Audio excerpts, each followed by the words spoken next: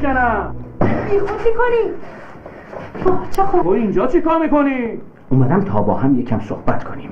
من با تو صحبتی ندارم. از همونجا که اومدی برو بیرون، تا استخوناتو نشی هستم. غلط میکنی. خفه شو.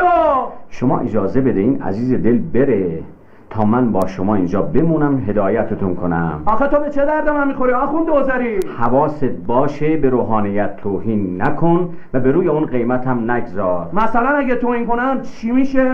ببین شازده، با خشونت هیچ مشکلی حل نمیشه.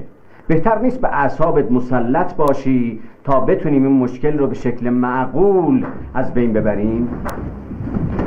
اجازه کنار میزنم تا. اجازه بفرمایید. مثل که زبون آدمیزا حالیت نمیشه.